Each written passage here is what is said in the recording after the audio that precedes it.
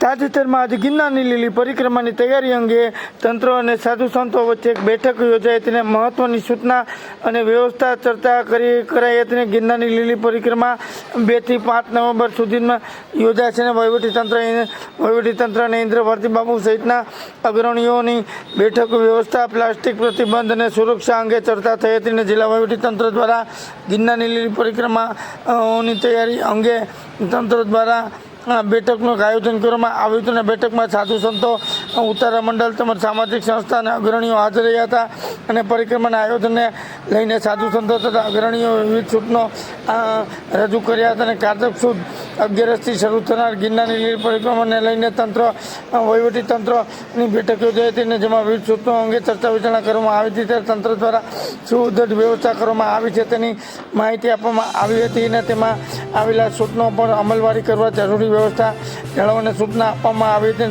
વહીવટીતંત્ર દ્વારા 2 નવેમ્બરથી 5 નવેમ્બર સુધી ગિરનારની લીલી પરિક્રમાને ધ્યાનમાં રાખીને ભવ્ય આયોજન કરવામાં આવ્યું હતું અને સાથે સાથે આ પરિક્રમાના ભાગરૂપે સાધુ સંતો અને સામાજિક સંસ્થાઓ વચ્ચે જે બેઠક યોજી બેઠકમાં ઇન્દ્રભારતી બાબુ તેમજ સાધુ સંતો અને ઉત્તરા મંડળના આગેવાનો, નવનક્ષત્ર ચલાવતી સંસ્થા અને આગેવાનો, સામાજિક અગ્રણીઓ, તંત્રના અધિકારીઓ ભાગ લીધો હતો અને અગ્રણીઓ પરિક્રમાની તૈયારી અંગે સુવિધા અંગે ચર્ચા કરી હતી અને વિવિધ સૂચનો ધ્યાને લઈને તંત્રએ જરૂરી વ્યવસ્થા જાળવવા માટે અમલવારી કરવા સૂચનાઓ આપવામાં આવી છે અને પરિક્રમામાં ભાવિકોને મુશ્કેલી ન બને તે માટે તંત્ર વિશેષ વ્યવસ્થા કરવામાં આવી છે અને ગિરનારની લીલી પરિક્રમામાં પ્લાસ્ટિક પર પ્રતિબંધ હોવાથી દૂધ, અનાજ જેવી સામાન્ય વિકલ્પ વ્યવસ્થા તંત્ર દ્વારા યોગ્ય વ્યવસ્થા કરવામાં આવી છે અને આ ઉપરાંત અન્નક્ષેત્રો, પીવાના પાણી, સફાઈ, ટ્રાફિક વ્યવસ્થા, લોકોના સુરક્ષાના આરોગ્યલક્ષી સેવાઓ સુનિશ્ચિત કરવા આગેવાનોને સૂચના કર્યા હતા. જિલ્લા પંચાયતના પ્રમુખ કે એક મહત્વની રજૂઆત કરી છે અને પરિક્રમા દરમિયાન લોકોનો ફાળા ઉઘરાવતા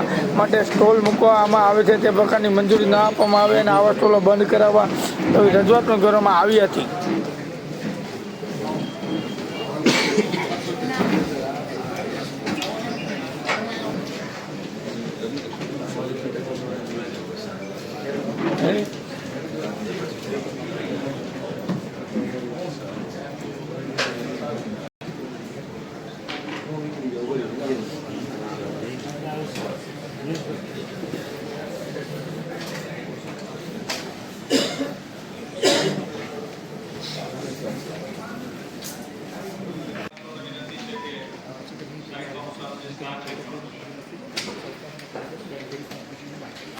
નમસ્કાર.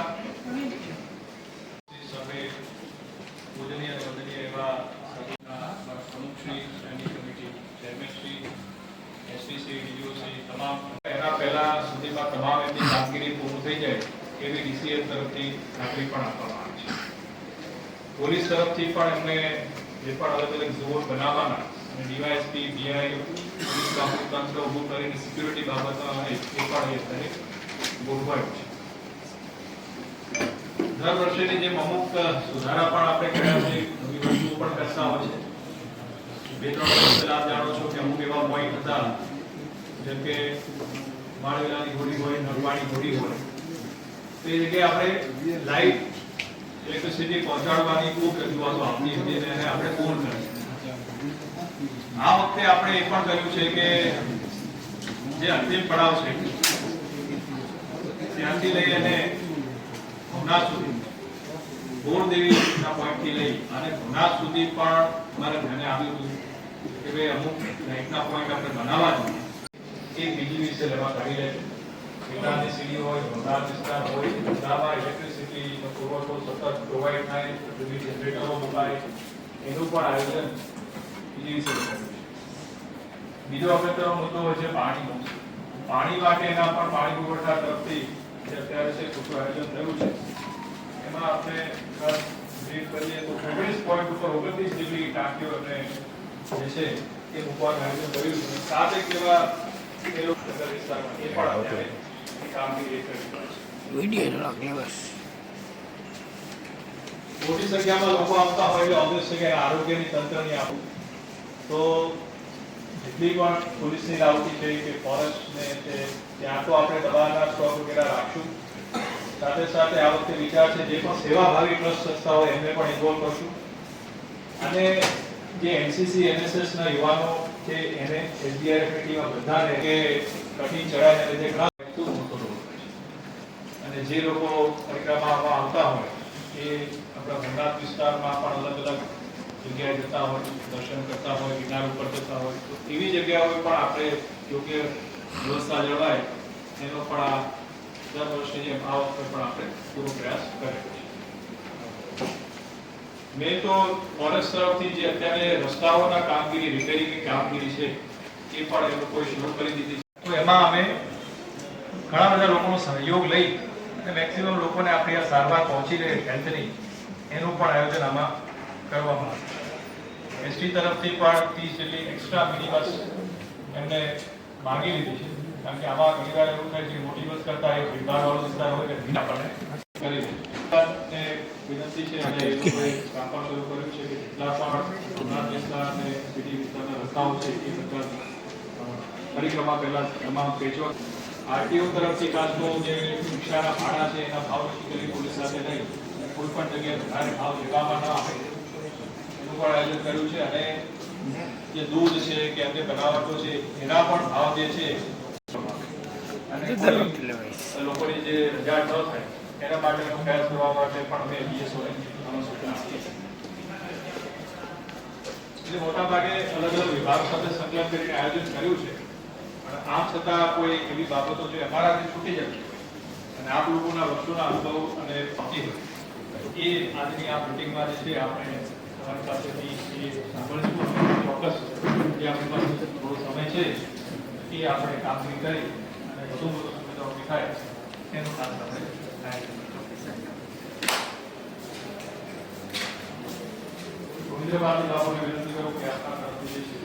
પ્રકાશ પડે.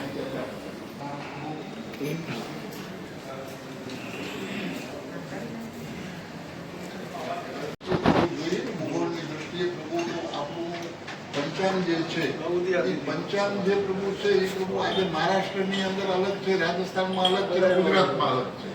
આજે પૂર્ણિમા એટલે મહિનો પૂરો ક્યારે થાય? પૂનમના દિવસે થાય. આપણે અમાસના માનીએ છીએ. એટલે જે પરંપરાઓ જે છે સાહેબ એ 11નો સમય જે છે એ સાહેબ 2 તારીખે છે. 2 થી 5 આ સેમ પેજ ઉપર કે 2 થી 5 તારીખે પૂરું છે. બરાબર છે. જનમાનસ સુધી મીડિયાના મિત્રોને પણ એ વિનંતી છે ભાવેશભાઈ, કે લોકો સુધી આ વસ્તુ કમ્યુનિકેટ 2 તારીખે જ છે. 2 તારીખે અમારે કોઈ વિવાદ નથી બાપુ. નાની આખી સુવિધા ઊભી કરવી એને 2 દિવસ 3 દિવસ લાગે છે. એમાં છે બાપુ, મારી પાસે જે રિપોર્ટ આવ્યો છે એ પ્રમાણે અત્યાર સુધી કેટલા લોકોએ કઈ તમને એપ્લાય કર્યું છે?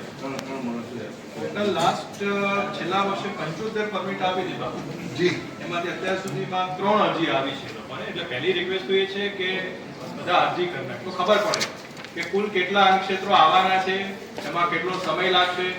તે પ્રમાણે અલગથી અમે ડીસીએફ સાથે કે સીસીએફ સાહેબ સાથે બેસી અને એને તકલીફ ન પડે એ રીતેના આયોજન કરીશું.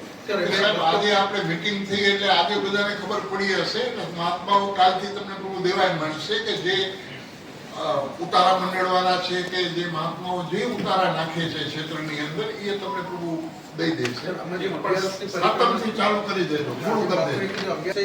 સાતમનો ફિક્સ કરી નાખે તો દર વખતે આ વિષયને ચર્ચામાં લેવો જ નહીં કે સાતમથી અનક્ષેત્ર વાળાને આવવાની છું તો શું દર વખતે આ વિષય આપણે તમે એ દર વર્ષે કરવાનું એ વાંધો નહીં. એપ્લાય કર્યું એના આધારે અમને ખબર પડશે કે કેટલો સમય લાગે. હા, પછી સાતમ લેવો તો ક્યાં કરવા દેવાનું? બધી સાહેબ જે બાપુએ વાત કરી, બીજા બધાએ વાત કરી, મૂળ વાત છે દૂધ, છાશ અને કરિયાણું. તો પ્લાસ્ટિક વખતની પ્લાસ્ટિક સિવાય બીજા કોઈ વસ્તુમાં એ અવેલેબલ નથી થતું. તો એ કનડગત ન થાય. પરિક્રમા કર્યા પછી એની સાફ સફાઈ માટે પણ સરકારમાંથી ગ્રાન્ટ આવે છે સાહેબ, એટલે સફાઈ ગિરનાર પાછો થઈ જાય છે. એટલે એટલી બધી આપણે એની ન રાખીએ કે દૂધ, છાશ અને કરિયાણું પણ ખોલી નાખવામાં આવે છે, જે કંઈ ગયા વખતે ઇસ્યુ થયા હતા જેના કારણે પાછી બેઠકો બોલાવવી પડે. સાહેબ આપણે વિભાગથી પરિક્રમા નથી કરવી સાહેબ, શાંતિથી અને સુલેહથી કરવી છે. અમે પૂરું કોર્ડિનેશન આપવાના છે સાહેબ, પણ અમારી પાસે કરિયાણું, દૂધ, છાશ બીજી કોઈ વસ્તુમાં અવેલેબલ નથી મળતું એટલે અમારી લાચારી છે સાહેબ. અમને કોઈ એવો મુદ્દો હોતો નથી કે અમે તંત્રની સામે વાત કરીએ કે સરકારની સામે વાત કરીએ, પણ તકલીફ શું હોય કે ગરીબ અનક્ષેત્રો વાળા સામાન્ય લોકો જે આવે છે બધી વસ્તુ પ્લાસ્ટિકના પેકિંગમાં જ મળે છે. મારી એક વિનંતી તમને એ છે કે આ જેટલા પણ અનુક્ષેત્ર જે લગાવે છે એને તમે એટલીસ્ટ 4-5 દિવસ પહેલા ભેગા કરો.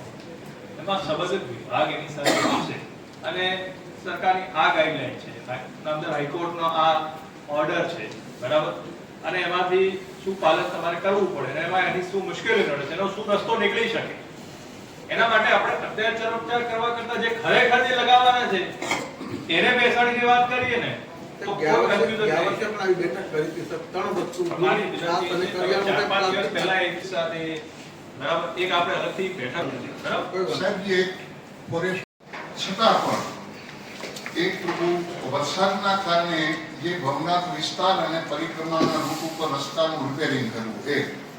બીજું સાહેબ અન્નક્ષેત્રને ચીજ વસ્તુ પહોંચાડવા માટે અગાઉથી જ જરૂરી પાસ આપવો. પછી વન્ય પ્રાણીઓ પરિક્રમા રૂટથી દૂર રહે એવો પ્રયાસો કરવા. પછી કંટ્રોલ રૂમની સુવિધા ઊભી કરવી જેનાથી કોઈ પણ દુવિધા તાત્કાલિક કામગીરી થાય અને એવો એક ફોન નંબર જાહેર કરવો. પોલીસ રાવટીમાં જરૂરી દવાઓની વ્યવસ્થા રાખવી. પછી વન વિભાગ પૂરતી સંખ્યામાં ટેકાની લાકડી અને રસોઈના બર્તનની વ્યવસ્થા કરી. વન વિભાગના સાહેબ આવી ગયા નથી આવે ફોરેસ્ટ જી જી આવી કાળથી જે પરંપરા હતી એ થોડોક ટ્રેનમાં વચમાં બંધ થઈ ગઈ હતી.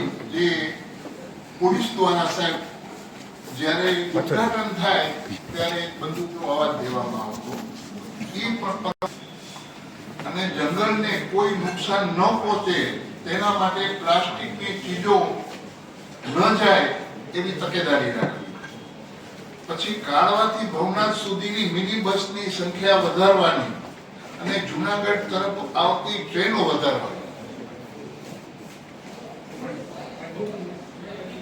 પછી પૂરતી સંખ્યામાં ડોક્ટર રાખવા, એમાં ખાસ પ્રભુ માળવેલા, નળપાણીની ગોળી એ 2 ઠેકાણે. અને બીજું સાહેબ કોઈ આ ઠેકાણે અજુગતું કંઈક બની જાય, ભગવાન કરે ન બને, તો એની અંદર પ્રભુ એમ્બ્યુલન્સ હોય છે, એ સેવા પૂરી પાડે છે. ને કાંઈક એવું અજુગતું બની જાય તો એ કે એમ્બ્યુલન્સની અંદર આ અમે લઈ ન જાય, એના માટે સગવાઈ નહીં જોઈએ. તો આ પણ એક સૂચના આપશ્રીના.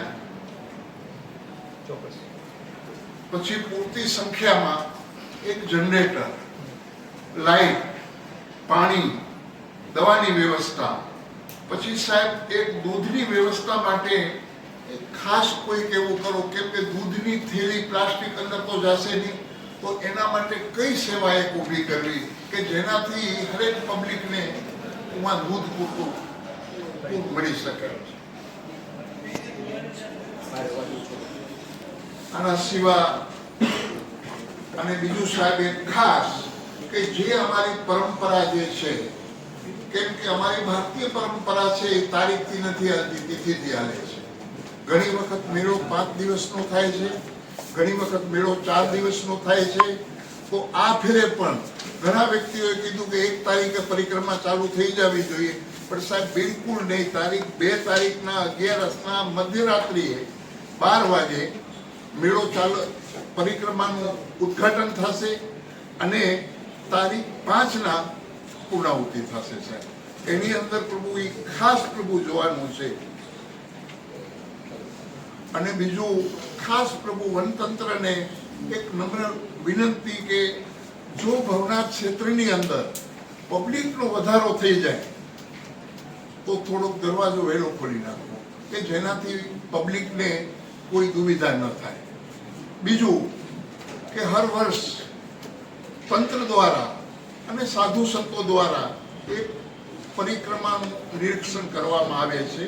તો એની પણ એક તારીખ તમે જાહેર કરજો, તો જેનાથી સાધુ સંતો અને વનતંત્ર બધા ભેગા મળી કરી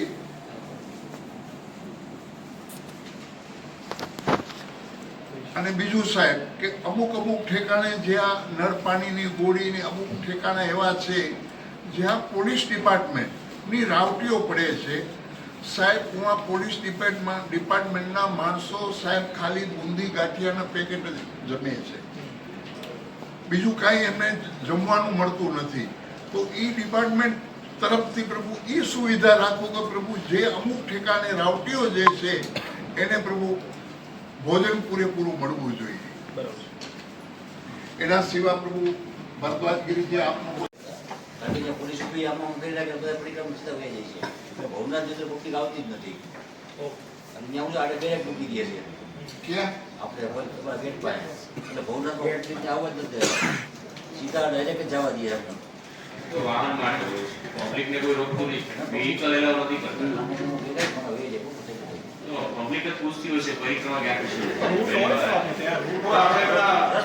લોકોને કોઈ પણ પ્રકારનું અસમંજસ ન થાય એટલે બેનરો અથવા સૂચનાઓ પણ 2-3 ભાષાની અંદર રાખવા કે જેથી કરીને કદાચ કોઈને એમ થાય કે મારે કોઈને પૂછવું નથી તો હું મારી જાતે રીડ કરી લઉં કે આ રસ્તો ક્યાં જાય છે, રૂટ ક્યાં જાય છે, ક્યાં ક્યાં શું આવેલું છે.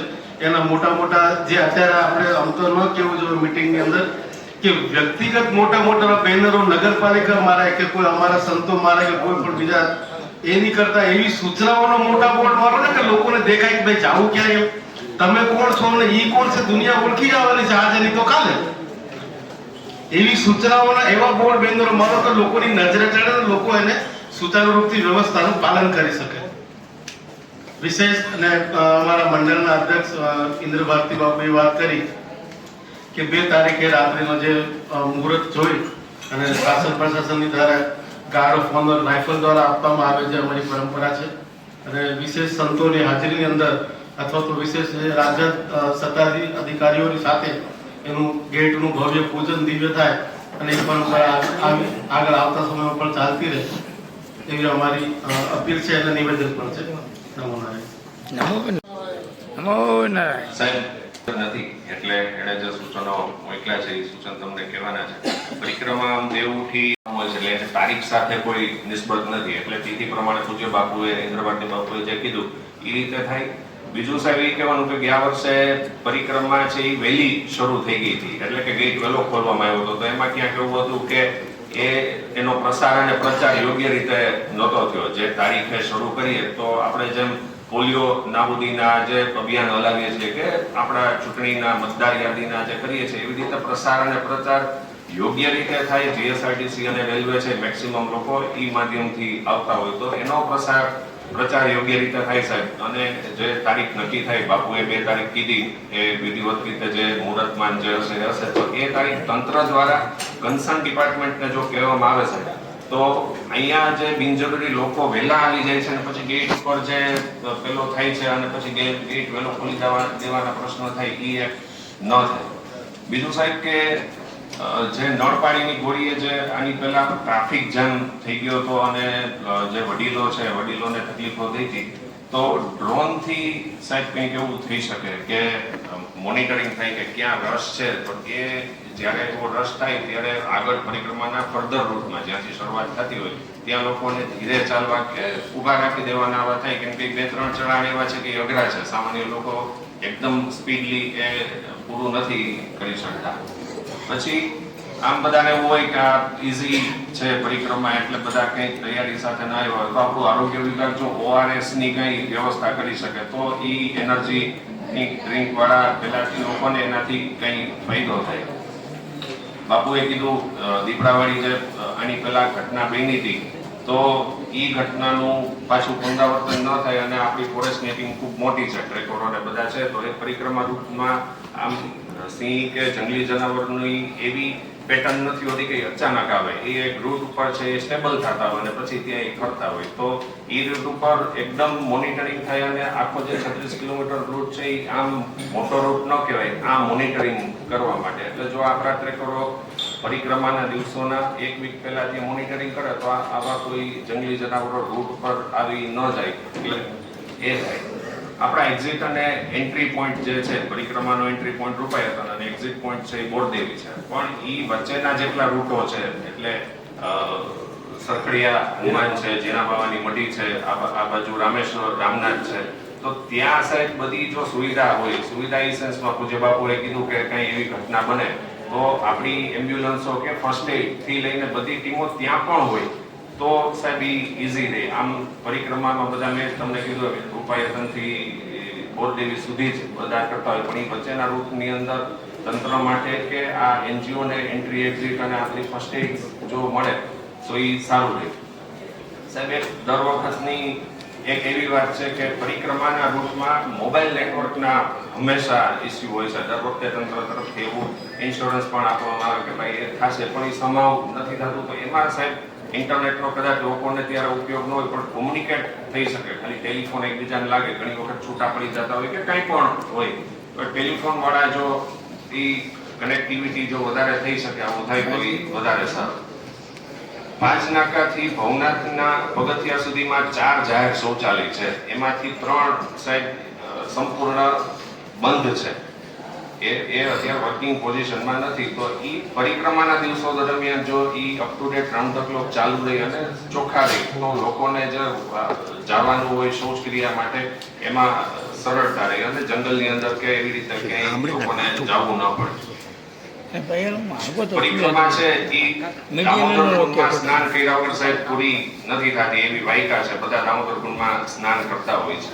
દામોદર કુંડની અંદર જે તીર્થગોરો હોય કે જે ત્યાં વિધિ કરાવતા હોય, એ લોકોને આ 5 દિવસ 24 કલાક સાહેબ એ લોકો આવે અને ત્યાં એ લોકો હાથ જોડ કરાવતા હોય અને બધા એના યજમાનો એટલે એ લોકોને વિધિ કરાવતા હોય. તો એ લોકોને આવવા જવા માટે કોઈ મુશ્કેલી ન પડે. કેમ કે ઘણીવાર એવું હોય કે એકને એક ફેસ છે એ વારંવાર દેખાતો હોય. હવે મંદિરે જઈને એનો ગણવેશ હોય એટલે ધોતિયું જબ્બો પહેરતા હોય, પણ રસ્તામાં એ જીન્સ પેન્ટ કે વોટેવર એના પેલામાં હોય તો દામોદર કુંડ પૂરતું સાહેબ એવું પેલું થાય કે એ લોકોને તકલીફ ન પડે. તો એવી વિશેષ વિનંતી છે, કેમ કે આ 5 દિવસમાં એ લોકોને પણ ખૂબ યજમાનો આવતા હોય અને એ લોકોને આ મુખ્ય દિવસો હોય.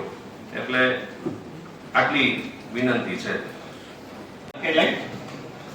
પણ જે આ દીપડાનો બનાવની વાત કરી, બોરદેવી ખાતે જે આ બનાવ બન્યો હતો એ ખાસ કરીને ભવનાથમાં પરપ્રાંતિયો અને એક ચોક્કસ જ્ઞાતિનો સમૂહ છે એ નોનવેજ રસોઈ રાંધે છે અને એના એઠવાડના રૂપમાં એમને ફેંકેલું એટલે આ બનાવ બનેલો. બાકી ક્યારેય આવો બનાવ બન્યો નથી. મેં અંગત રીતે હમણાં જ દાદલિયા સાહેબારે વાત કરી કે પરિક્રમા પહેલા પણ ભવનાથમાં આ વિષયનું ધ્યાન રાખે ને એટલે એ વિષય તો ચોક્કસ સંતોષમાં આવી જાય. ઇન્દ્રભારતી બાપુ સહિત બધાએ જે વાત કરી સાહેબ, માળવેલાની ઘોડી ખાતે અમે પણ પરિક્રમામાં ચાલી જાય છે દર વર્ષે. ત્યાં જે સેવાભાવી સંસ્થાઓ હોય છે એમનો જાત અનુભવ ગયા વખતે એવો હતો કે ઝીણા બાવાની મઢેથી માળવેલા પહોંચીએ એ દરમિયાન સૌથી વધુ હાર્ટ એટેકના બનાવ બને છે અને માળવેલાથી નળપાણીની ઘોડી. તો એ 2 દર્દીને લાવવામાં આવે માળવેલાથી બહાર નીકળવાનો 2.5-3 કિલોમીટર તો પાછા એમને ચાલીને એટલે દોડીવાળાને એમાં લઈ જવા પડે.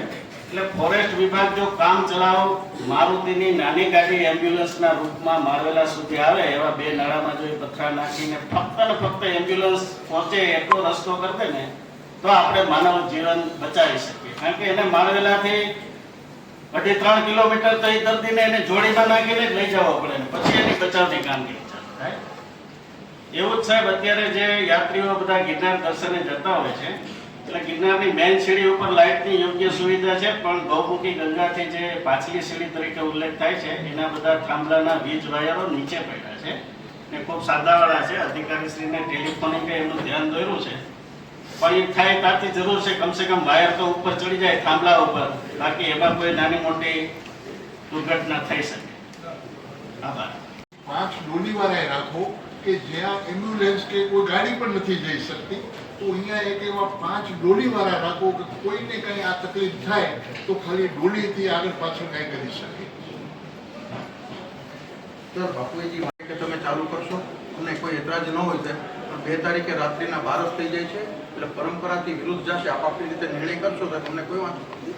કારણ કે પંચાંગમાં 1/11/2025 કારતક સુદ 11 બેસે છે અને વહેલી સવારે 2 તારીખે વહેલી સવારે કારતક સુદ 11 પૂર્ણ થાય છે. વહેલી સવારથી 12 ચાલુ થઈ જાય છે એટલે પરંપરાનો ક્ષય થશે. આપણે નમ્ર ધ્યાને મૂકું છું. જ્યારે આપ પરિક્રમા શરૂ કરો અમને કોઈ વાંધો નથી. એક વાત, કારણ કે અનુક્ષેત્રોની જવાબદારી ફક્ત જમાડવાની છે. હાજી, તંત્રે તો ખાલી વ્યવસ્થા ઉભી કરી. આમાં વહીવટી તંત્ર એ રીતે નક્કી નથી કરતું કઈ તારીખે. એ તો જે પરંપરા પ્રમાણે છે, પરંપરા પ્રમાણે મને લાગે છે પૂજ્ય સાધુ સંતોએ આપણે નક્કી કરી લીધું છે. એટલે હવે મને લાગે આપણે જનમાનસમાં આમાં કોઈ કન્ફ્યુઝન ન થાય. આપણે જે નક્કી કરી લીધું છે કે 2 તારીખે આપણે 5 તારીખે પૂરું થશે. એટલે આપણે હવે આ વિષયને આપણે અહીંયા જ હવે મને લાગે પૂરો કરીએ. એક માન્યતા એવી ભૂગોળની દ્રષ્ટિએ પ્રભુ આપણું પંચાંગ જે છે એ પંચાંગ જે પ્રભુ છે એ પ્રભુ આજે મહારાષ્ટ્રની અંદર અલગ છે, રાજસ્થાનમાં અલગ છે, ગુજરાતમાં અલગ છે. આજે પૂર્ણિમા એટલે મહિનો પૂરો ક્યારે થાય? પૂનમના દિવસે થાય. આપણે અમાસના માનીએ છીએ. એટલે જે પરંપરાઓ જે છે સાહેબ એ 11નો સમય જે છે એ સાહેબ 2 તારીખે છે. આ સેમ પેજ ઉપર કે 2 5 તારીખે પૂરું છે. બરાબર છે. જનમાનસ સુધી મીડિયાના મિત્રોને પણ એ વિનંતી છે ભાવેશભાઈ, કે લોકો સુધી આ વસ્તુ કમ્યુનિકેટ થાય. 2 તારીખે જ છે. 2 તારીખે જ છે. અમારે કોઈ વિવાદ નથી બાપુ. ના ના નદીઓની આખી સુવિધા ઊભી કરવી એને 2 દિવસ 3 દિવસ લાગે છે. એટલે એમાં છે ને બાપુ, અમારી પાસે જે રિપોર્ટ આવ્યો છે એ પ્રમાણે અત્યાર સુધી કેટલા લોકોએ કઈ તમને એપ્લાય કર્યું છે? ટોટલ લાસ્ટ છેલ્લા વર્ષે 75 પરમિટ આપી દીધા. જી એમાંથી અત્યાર સુધીમાં 3 અરજી આવી છે લોકોને. એટલે પહેલી રિક્વેસ્ટ તો એ છે કે બધા અરજી કરી નાખે તો ખબર પડે કે કુલ કેટલા અન્નક્ષેત્રો આવવાના છે, એમાં કેટલો સમય લાગશે. તે પ્રમાણે અલગથી અમે ડીસીએફ સાથે કે સીસીએફ સાહેબ સાથે બેસી અને એને તકલીફ ન પડે એ રીતેના આયોજન કરીએ. સાહેબ આજે આપણે મીટિંગ થઈ એટલે આજે બધાને ખબર પડી હશે ને મહાત્માઓ કાલથી તમને પ્રભુ દેવાય મળશે કે જે ઉતારા મંડળવાળા છે કે જે મહાત્માઓ જે ઉતારા નાખે છે ક્ષેત્રની અંદર એ તમને પ્રભુ દઈ દેશે. સાતમથી ચાલુ કરી દેજો, પૂરું કરી દેજો. સાતમનો ફિક્સ કરી નાખે તો દર વખતે આ વિષયને ચર્ચામાં લેવો જ નહીં કે સાતમથી અન્નક્ષેત્રો વાળાને આવવાની છું તો તું દર વખતે આ વિષય આપણે તમે એ એકવાર દર વર્ષે apply કરો. કરવાનું એ વાંધો તમે ટોટલ નહીં. એપ્લાય કરો એના આધારે અમને ખબર પડશે કે કેટલો સમય લાગશે. હા પછી સાતમ 2 રોજ ક્યાં કરવા દેવાનું? જે બાપુએ વાત કરી, બીજા બધાએ વાત કરી, મૂળ વાત છે દૂધ, છાશ અને કરિયાણું. તો પ્લાસ્ટિક વખતની પ્લાસ્ટિક સિવાય બીજા કોઈ વસ્તુમાં એ અવેલેબલ નથી થતું. તો એ કનડગત ન થાય. પરિક્રમા કર્યા પછી એની સાફ સફાઈ માટે પણ સરકારમાંથી ગ્રાન્ટ આવે છે સાહેબ. એટલે સફાઈ ગિરનાર પાછો થઈ જાય છે. એટલે એટલી બધી આપણે એની ના રાખીએ કે દૂધ, છાશ અને કરિયાણું પણ ખોલી નાખવામાં આવે છે. જે કે ગયા વખતે ઇસ્યુ થયા હતા જેના કારણે પાછી બેઠકો બોલાવવી પડી. સાહેબ આપણે વિવાદથી પરિક્રમા નથી કરવી સાહેબ, શાંતિથી અને સુલેહથી કરવી છે. અમે પૂરું કોર્ડિનેશન આપવાના છે સાહેબ. પણ અમારી પાસે કરિયાણું, દૂધ, છાશ બીજી કોઈ વસ્તુમાં અવેલેબલ નથી મળતું એટલે અમારી લાચારી છે સાહેબ. અમને કોઈ એવો મુદ્દો હોતો નથી કે અમે તંત્રની સામે વાત કરીએ કે સરકારની સામે વાત કરીએ. પણ તકલીફ શું હોય કે ગરીબ અન્નક્ષેત્રો વાળા સામાન્ય લોકો જે આવે છે બધી વસ્તુ સાહેબ પ્લાસ્ટિકના પેકિંગમાં જ મળે છે. મારી એક વિનંતી તમને એ છે કે આ જેટલા પણ અન્નક્ષેત્ર જે લગાવે છે એને તમે એટલીસ્ટ 4-5 દિવસ પહેલા ભેગા કરો. એમાં સંબંધિત વિભાગ એની સાથે હશે અને સરકારની આ ગાઈડલાઈન છે, નામદાર હાઈકોર્ટનો આ ઓર્ડર છે, બરાબર. અને એમાંથી શું પાલન તમારે કરવું પડે અને એમાં એની શું મુશ્કેલી નડે છે, એનો શું રસ્તો નીકળી શકે. એના માટે આપણે અત્યાચાર ઉપચાર કરવા કરતા જે ખરેખર જે લગાવવાના છે એને બેસાડીને વાત કરીએ ને તો કોઈ કન્ફ્યુઝન ગયા વર્ષે નહીં. પણ આવી બેઠક કરી હતી સાહેબ. 3 વસ્તુ મારી દૂધ, છાશ અને વિનંતી છે કે કરિયાણું 4-5 દિવસ સાહેબ પહેલા એક સાથે, બરાબર, એક આપણે અલગથી બેઠક કરી, બરાબર. કોઈ વાંધો સાહેબજી એક ફોરેસ્ટ નાના મહાત્માઓને કે ઉતારાવાળાને એટલી ખબર નથી પડતી કે આ પરમિશન ક્યાં મળે ક્યાં ન મળે એ ખ્યાલ નથી હોતું. એ ડાયરેક્ટ સીધો પેલો શું કહેવાય આપણે ટેમ્પો ભરીને આવતા રહીએ છે. હવે એ જે ટેમ્પો ભરી કરીને આવે છે એ તો કંઈક સારું કરવા જ આવે છે ને. હવે ક્યારેક એના પાસે પરમિશન ન હોય તોય પણ પ્રભુ થોડા જવા દેજો એવી અમે તમને પ્રાર્થના કરીએ. આપણે એના તમારા બંનેઓની પણ છે અને એની પણ જવાબદારી ફિક્સ થાય તો કોઈ ભોગ બને નહીં. મોટા બોર્ડ મૂકવાનું મને કહી દીધું છે. કોઈ પણ વ્યક્તિ જાય તો ખબર પડે કે ભાઈ અહીંયા બોર્ડ લાગ્યું ત્યારે આગળ જવાનું. એટલે એ દોરી જેવું બાંધ લે કે અહીંથી આગળ જવું. બીજું મેં એમને એક સૂચન એ પણ કર્યું છે કે આ કદાચ આપણા જિલ્લામાં પૂરતો ફોરેસ્ટ સ્ટાફ ન થઈ શકે તો સીસીએફ સાહેબ મારફતે કે સરકારમાં રજૂઆત કરીને આપણે આજુબાજુના જિલ્લાના પણ ફોરેસ્ટના જે અધિકારી છે, કર્મચારી છે એને પણ આમાં લાવીએ કે જેથી શું છે આવી કોઈ ઘટનાઓ બને નહીં. પણ મારી વિનંતી એ પણ છે આપણા તરફથી પણ લોકોને કે ભાઈ જે રૂટ છે એની પર જ આપણે પરિક્રમા પૂરી કરીએ, એનાથી હું અંદર જવું નહીં. બીજું સર 36 કિલોમીટરની પરિક્રમા છે કરવામાં આવે છે 36 કિલોમીટરમાંથી. કારણ કે ત્યાં કોઈ સૂચન નથી હોતું કે આ જગ્યાએ ચરખડિયા જવાનો રસ્તો છે. તો આ વખતે અમે આપણે અપીલ કરી હતી કે 36 કિલોમીટરના રૂટ ઉપર માહિતીસભર બોર મુકાય, જેથી કરી લોકો 36 કિલોમીટરની પરિક્રમા પૂરી કરી શકે, કારણ કે મહત્વ 36 કિલોમીટરનું છે સર, 30 કિલોમીટરનું નથી સર. અમારી પાસે માહિતી જે છે આમાં 4 પડાવ હોય છે, 4 પડાવનું મહત્વ છે. એમાં કોઈ આપણે રૂટમાં change કરતા જ નથી. આપણે બધા ખેડાવાળાની વટી નથી સકડિયામાં, સુરજપુર, માળવેલા આ આખો રૂટ 8 કિલોમીટર છે. 4 પડાવ છે, 4 change આપણે કરતા નથી. ઘણીવાર શું થાય કે લોકો એની રીતે અમુક શોર્ટકટ લઈ લેતા હોય, એટલે એમાં વહીવટી તંત્ર કોઈ એમાં ઇન્ટરફેર નથી કરતું. જી અને સરકાર ભલે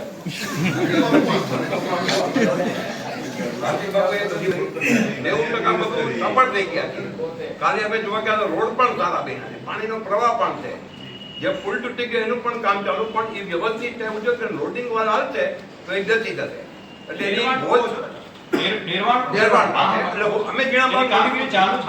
પછી અંધશ્રદ્ધાની વાત આવે છે, કેવા કરવા જ આવે છે, કોઈ કમાવા નથી આવતું. આજે મારો 35 વર્ષનો અનુભવ, હું 35 વર્ષથી જીણા બાવન મટી અંધશ્રદ્ધા ચલાવવા જાઉં છું, અને જંગલ ખાતાને એટલો જ સહકાર આપ્યો છે, અધિકારીઓને, પોલીસને, તમામને. જૈન સિંહ કલેક્ટરના ત્યારની વાત કરું છું, હારે રહીને બધું કરેલું, સંતો હારે, સંતોના સૂચનાને વ્યાજબી છે. 11 દિવસે જ પરિક્રમા થવી જોઈએ, એમાં કોઈ વિરોધ નથી, પણ એટલું ધ્યાન રાખજો કે અંધશ્રદ્ધા વાળા આંબે તૈયારી કરી સવારે પહોંચી જાય એવું ન બને સાહેબ. મોટા અંધશ્રદ્ધા ખોડિયાર મંડળ હોય, મોરબી વાળાનું છે, વજરામ બાપાનું, આજીણાબાન બની વાત એવા બોરથી ના હોય. મોટા અંધશ્રદ્ધાને 1 મહિનો બધું ભેગું કરતા વાર લાગે ત્યાં, પછી એનો સ્ટાફ કેટલો હોય, 100 થી 150 માણસ, એને શેમાં લઈ આવવાના? અમે અત્યાર સુધી ટ્રકમાં લાવતા, ટ્રક ઊંધો પડે કેટલા મરી જાય. મોરબી જે આપીએ આપણે છે ને અલગથી એને કીધું છે ચર્ચા કરી હું કહું સાહેબ 1 મિનિટ, એટલે એના માટે અમે બીજી બસની વ્યવસ્થા કરી, એનું ભાડું અમે ચૂકવીએ છીએ. એ લોકો ગેટ ઉપર ઉતારી હોય છે તો હાલી જાય, અમારે કામ કરી પાછી નથી. એટલે અમારી વિનંતી એટલી છે, અમારે એમાં 5 આપતા ગાડી 7મ કે 8મ જે કાંઈ આપો પણ અરજી અમારે કરવાની ફરજિયાત કરવી જ જોઈએ, એમાં નિયમ વિરુદ્ધ નહીં. પ્લાસ્ટિક નહીં લઈ જવાનું એમાં પણ એગ્રી, પણ સાહેબ 7મ કે 8મ જવા દેવાના, વહેલા ઉતારા માંડવાળા બધું મૂકી અને નીકળી જાય બહાર. ટ્રાફિક ન થાય એની પરેજી, પ્લાસ્ટિક ન પડે એની પરેજી, હાઈકોર્ટની પણ સૂચનાનું બધું અમે કરશું અને કરીએ જ છીએ. પછી બાપુએ કીધું જમવાનું કીધું ને પોલીસ સ્ટાફને, આને અમે અમારે બધા સ્ટાફમાં કરવાની જે હોય ને જમવાની વ્યવસ્થા અમારે ઉતારે કરીએ જ છીએ. બોલાવીને ખવડાવીએ, ચા પાણી 24 કલાક બધું કરીએ, પણ લાવું લઈ એના માટે અમારી પાસે પરમિશન પૂરી હોય નથી. તમે બધા અહીંથી કયો પ્રેક્ટિકલ થઈ જાઓ, પણ નાના માણસોને તમારી સૂચના માટે બિચારા કડક પાલન કરે, એ શું કરે?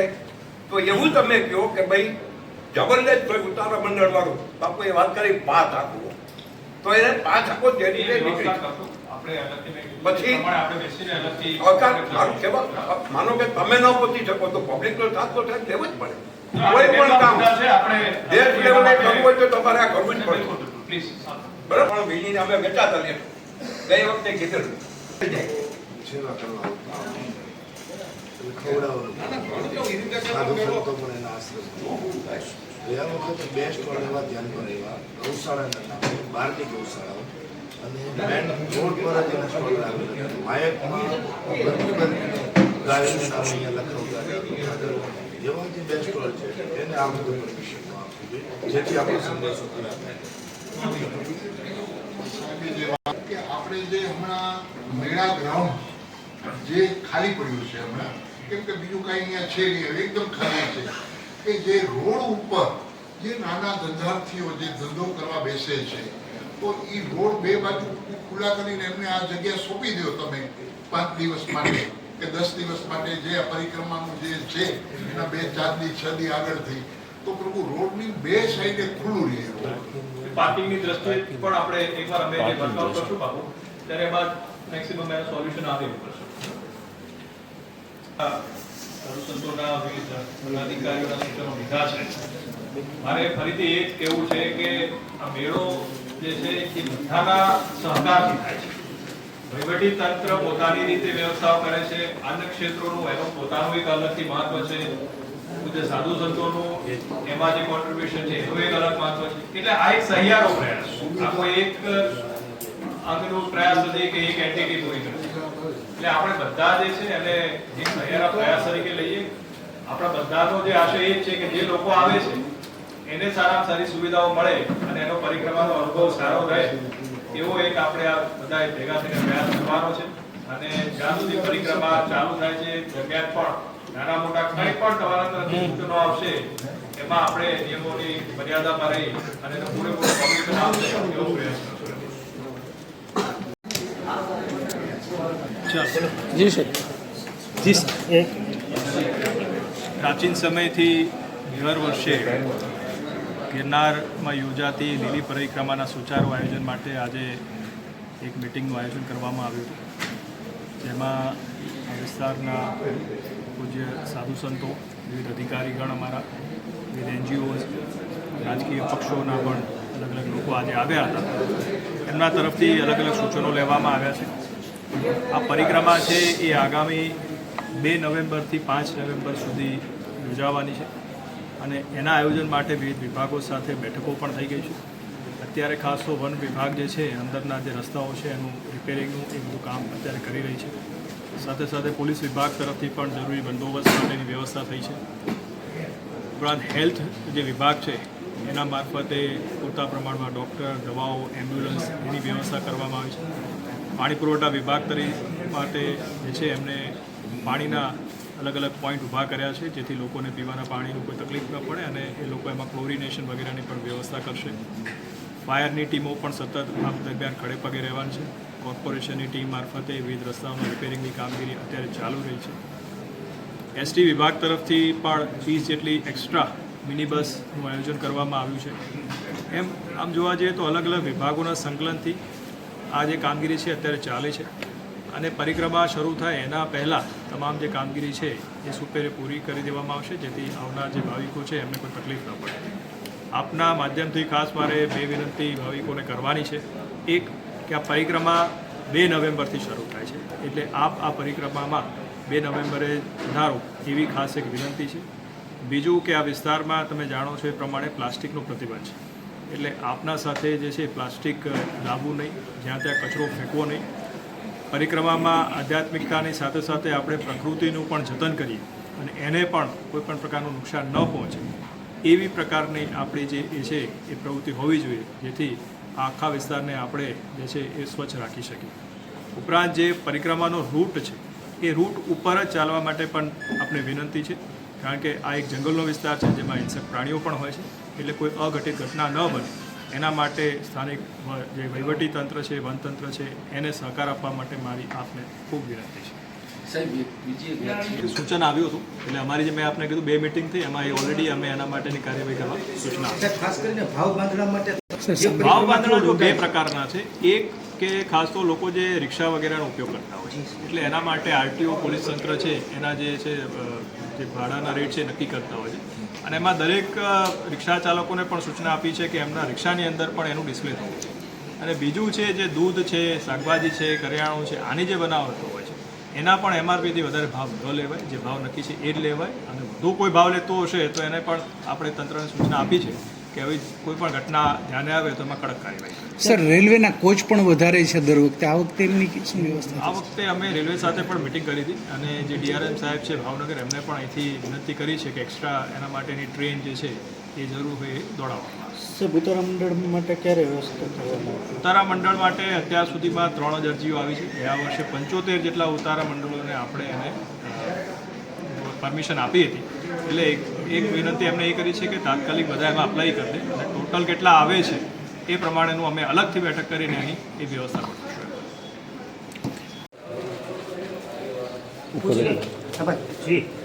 હર વર્ષની જેમ ગિરનારની લીલી પરિક્રમાનું જે આયોજન તંત્ર દ્વારા જે સુવિધાઓ ઊભી કરવી અને ગિરનાર મંડળના સર્વે વરિષ્ઠ સંતોની ઉપસ્થિતિમાં આજે કલેક્ટર સાહેબના અધ્યક્ષસ્થાને એક મિટિંગનું આયોજન કરવામાં આવ્યું હતું. એની અંદર મહાનગરપાલિકા, વન વિભાગ, પોલીસ ડિપાર્ટમેન્ટ અને સાધુ સંતોની ઉપસ્થિતિની અંદર અને જે પ્રજાને કેવી સુવિધા દેવી એના માટે જે અમારા પ્રશ્નો હતા એ આજે કલેક્ટરશ્રીને અમે રજૂ કર્યા છે. એ પ્રશ્નો અને કલેક્ટરશ્રીએ અમને બાંયધરી દીધી છે કે જે આપના પ્રશ્નો છે એ 110% બધા પ્રશ્નો આપના હલ કરવામાં આવશે. અને બીજું, જે પરિક્રમા દર વર્ષે આમ પ્રમુખ 5 દિવસની હોય છે, પણ આ દિવસે બારસનો ક્ષય હોવાથી પ્રભુ 4 દિવસની છે. એટલે 2 તારીખથી 5 તારીખ સુધી અને મધ્યરાત્રિએ 12 કલાકે એમનું શુભ પ્રારંભ થશે. અને બીજું કે હરેક પરિક્રમાવાસીઓને હું નમ્ર સાધુ તરીકે અપીલ કરું છું કે વન વિભાગને કોઈ નુકસાન ન થાય, વન પ્રાણીઓને કોઈ નુકસાન ન થાય. અને ખાસ પ્રભુ હાઈકોર્ટના સુઝાવના હિસાબે પ્લાસ્ટિક ઉપર પ્રતિબંધ છે, તો કોઈ પણ યાત્રાળુઓને, પરિક્રમાવાસીઓને પ્લાસ્ટિક જંગલમાં ન લઈ આવવું. એના માટે અમે બીજી પણ એક સુવિધાઓ, કાપડની થેલી 1 લાખ અમે છપાવી કરીને પણ દેવાના છીએ. નમ્ર મુનિ મહારાજે કીધું છે મને, એ 1 લાખ કાપડની થેલી પણ અમે દેશું. અને આજે જે કલેક્ટર સાહેબના અધિક સ્થાને જે મિટિંગ હતી એની અંદર જે અમે કીધું છે એની અમને બાંયધરી દીધી છે. અમને સંતોષ છે. ઓમ નમો નારાયણ. જય હિન્દ.